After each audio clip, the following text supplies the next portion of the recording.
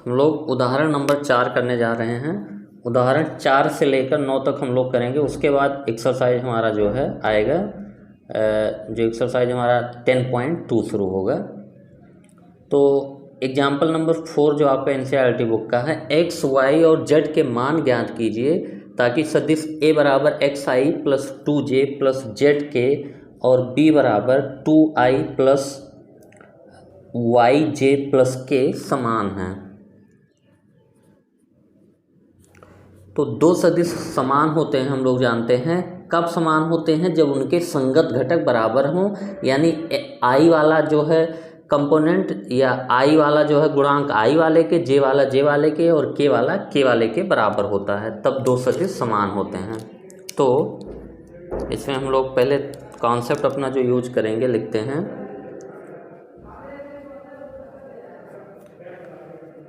यदि दो सदिश समान हैं तो उनके संगत घटक बराबर होते हैं। संगत घटक का मतलब कि आई वाला आई के बराबर, जे वाला जे के बराबर और के वाला के बराबर होता है। तो हमारा यहाँ पे है ए बराबर बी है, यानी हमारा एक्स आई प्लस 2j प्लस जेड के बराबर हमारा है 2i प्लस वाई जे प्लस के।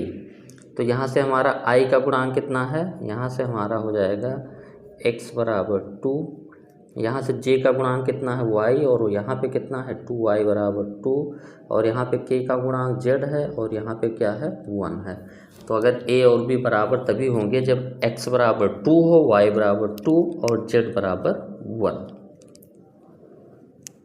तो ये पहली बात हो गई, क्योंकि हम लोग जानते हैं यहाँ पे a बराबर अगर आपका a1i plus a2j plus a3k और b बराबर b1i plus b2j plus b3k है।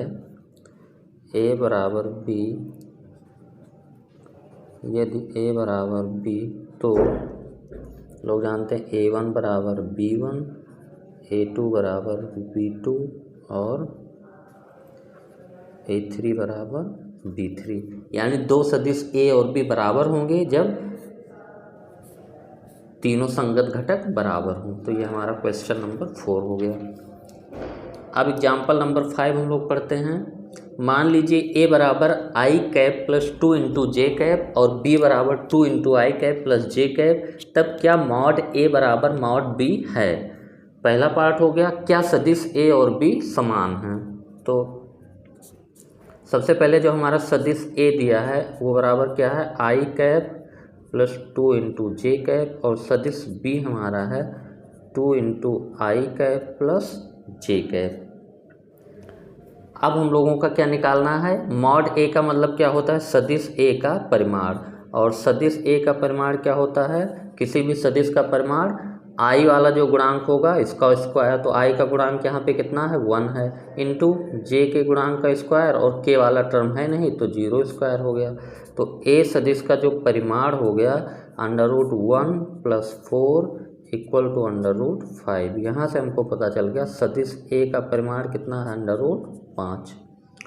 सदिश b का परिमाण हमारा क्या होगा? फिर वही करेंगे, i का गुणांक कितना है? 2 का स्क्वायर प्लस j का गुणांक कितना है? 1, और k है ही नहीं यानी k का गुणांक 0 है, तो ये भी क्या आ गया? √5। यानी हमारा जो a और b का जो परिमाण है वो समान है, यानी a मॉड a बराबर मॉड b। अब हमारा पूछा है क्या सदिश a और b समान है? a और b समान तभी होते हैं जब उनके संगत घटक बराबर हों। यहाँ पे i का गुणांक कितना है? 1, यहाँ पे i का गुणांक कितना है? 2, यानी a और b में जो है संगत घटक बराबर नहीं है, इसीलिए सदिश a और b बराबर नहीं है। तो सदिश a और b के संगत घटक बराबर नहीं हैं, सदिश ए और बी के अतः दोनों सदिश बराबर नहीं हैं। बराबर कब होते? जब आई वाला गुणांक और जे वाला गुणांक दोनों बराबर होता है। लेकिन यहाँ पे आई वाला गुणांक 1 है, यहाँ पे आई वाला गुणांक 2 है। ये हो गया हमारा क्वेश्चन नंबर 5 जो आपका एग्जाम्पल दिया है। अब हम लोग 6 नंबर करते हैं। सदिश हमारा है ए बराबर 2i + 3j + k। सदिश हमारा क्या है? ए बराबर 2 × i cap + 3 × j cap + k cap के अनुदिश मात्रक सदिश प्राप्त कीजिए। तो किसी भी सदिश के अनुदिश जो मात्रक सदिश होता है उसको हम लोग किससे रिप्रेजेंट करते हैं? ए कैप से। और ए कैप हमारा क्या होता है? उसी सदिश में उस सदिश के परिमाण से हम लोग भाग दे देते हैं। तो ए कैप जहाँ हमारा ए कैप क्या है? सदिश ए की दिशा में मात्रक सदिश, उसको हम लोग किससे प्रदर्शित करते हैं? A cap. और ये हमारा क्या है? और मॉड ए हमारा क्या होता है? सदिश ए का परिमाण। यानी किसी भी सदिश के अनुदिश मात्रक सदिश निकालना हो तो उस सदिश बटा उस सदिश का परिमाण। तो सबसे पहले सदिश ए का हम लोग परिमाण निकाल लेते हैं। तो किसी भी सदिश का परिमाण आई वाला गुणांक का स्क्वायर प्लस जे वाले गुणांक का स्क्वायर प्लस के का गुणांक 1 है स्क्वायर। तो 4 9 4 13 1 14, ये क्या आ गया? √14। अब हमारा जो ए कैप होगा वो वेक्टर ए हमारा कितना है? 2 × i cap + 3 × j cap + k cap अपान √14। तो ये हमारा √14 सब में अलग अलग डिवाइड हो जाएगा। तो ये 2 अपान √14 i cap + 3 upon √14 j cap + 1 upon √14 k cap. ये हमारा हो गया ए कैप।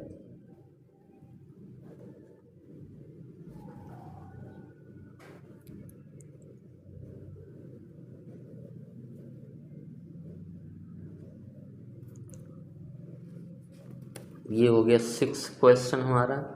अब एग्जाम्पल नंबर 7 हम लोग करते हैं। ये है कि सदिश ए बराबर i - 2j के अनुदिश एक ऐसा सदिश ज्ञात कीजिए जिसका परिमाण 7 इकाई हो। तो हम लोग सबसे पहले निकाल लेते हैं कि सदिश ए के अनुदिश मात्रक सदिश, यानी जिसका परिमाण क्या हो? इकाई हो, फिर उसी में 7 से गुणा कर देंगे तो हमारा जो है ऐसा सदिश मिल जाएगा जिसका परिमाण 7 इकाई है। तो ए वेक्टर हमारा क्या है? i cap - 2 × j cap. तो ए कैप हमारा जो हो जाएगा वो सदिश ए अपान सदिश ए का परिमाण। और ए कैप फिर हमारा क्या है? ये सदिश ए की दिशा में मात्रक सदिश, सदिश ए के दिशा में या अनुदिश दिशा में मात्रक सदिश, इसको हम लोग ए कैप से निरूपित करते हैं। और हमेशा निकालने का तरीका होता है उस सदिश में उस सदिश के मैग्नीट्यूड से परिमाण से भाग देते हैं। तो ए का परिमाण क्या हो जाएगा? आई के गुणांक का स्क्वायर प्लस जे का गुणांक क्या है? -2 का स्क्वायर। तो ये हो जाएगा √1 + 4 = √5। यानी सदिश ए का जो परिमाण हो गया वो हमारा क्या हो गया? √5। तो एकांक सदिश जो है सदिश ए की दिशा में हमारा क्या है? वेक्टर ए, यानी i - 2j / √5। और इसको अलग अलग कर लें, 1/√5 × i कैप -2/√5 × j कैप। ये हमारा क्या है? मात्रक सदिश है। सदिश ए की दिशा में मात्रक सदिश, यानी सदिश ए की दिशा में वो सदिश जिसका परिमाण 1 है। तो अब सदिश ए की दिशा में वो सदिश निकालना है जिसका परिमाण 7 हो, तो इसी में 7 से गुणा कर देंगे हम लोग। तो अगला हम लोग लिखेंगे कि सदिश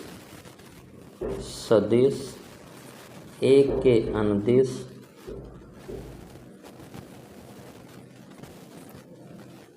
सात परिमाण वाला सात परिमाण वाला सदिश, ये हमारा क्या हो जाएगा,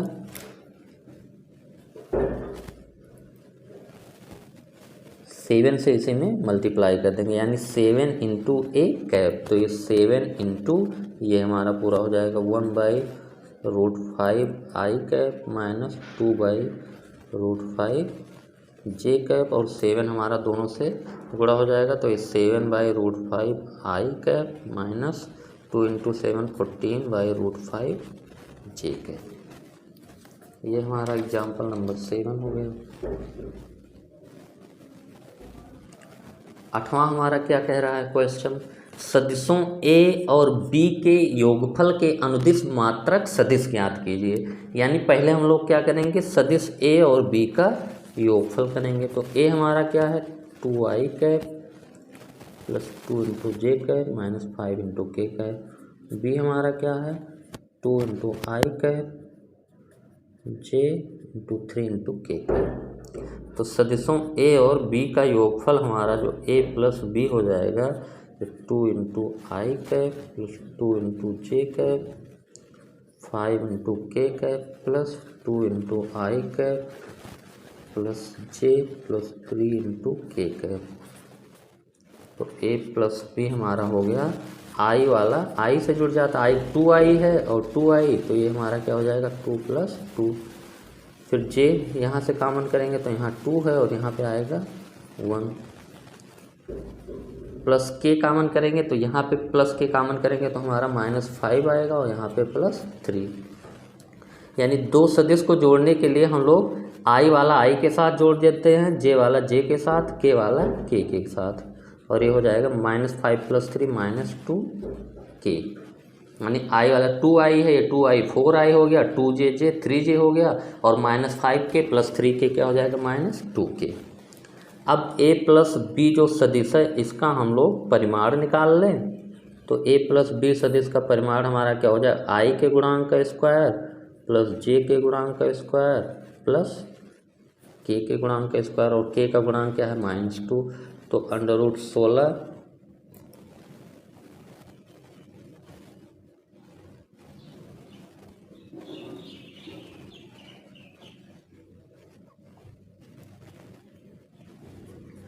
+ 9 + 4, तो 16 9 25 और 4 क्या हो गया 29, √29।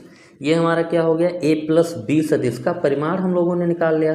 अब a प्लस बी सदिश के अनुदिश हमको एकांक सदिश चाहिए, तो सिंपल सा हो गया हम लोगों का। तो a प्लस बी सदिश है, इसको हम लोग मान लेते हैं c, या चलिए a प्लस बी ही रहने दीजिए, चलिए ऐसे लिख लेते हैं, माना a प्लस बी सदिश को हम लोग c से निरूपित करते हैं।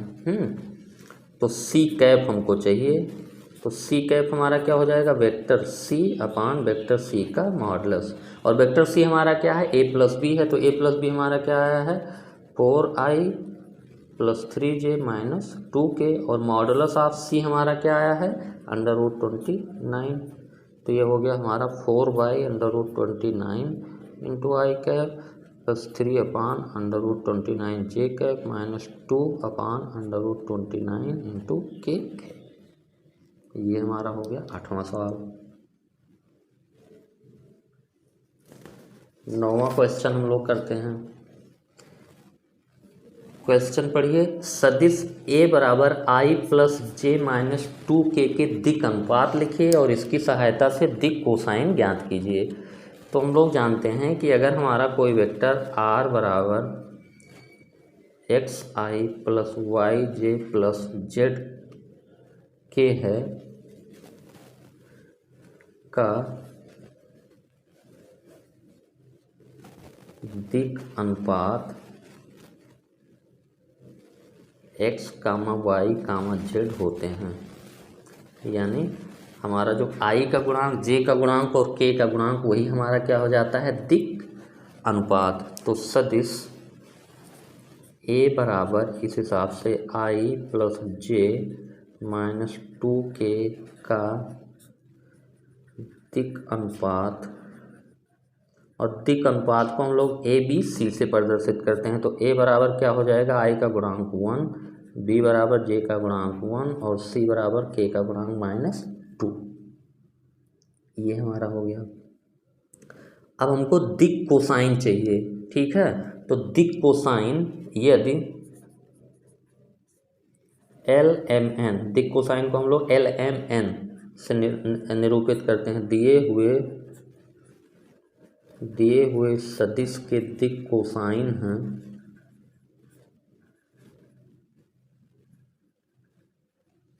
दिए हुए सदिश के दिक् कोसाइन हैं तो L जो होता है हमारा L बराबर होता है A/मॉडुलस ऑफ R और M बराबर हमारा होता है B/मॉडुलस ऑफ R और N बराबर होता है हमारा C/मॉडुलस ऑफ R। और R हमारा क्या है, ये वेक्टर का मैग्नीट्यूड है, ठीक है। R इसको, तो L बराबर हमारा हो जाएगा, A की वैल्यू कितनी है 1 और इसका मैग्नीट्यूड कितना है,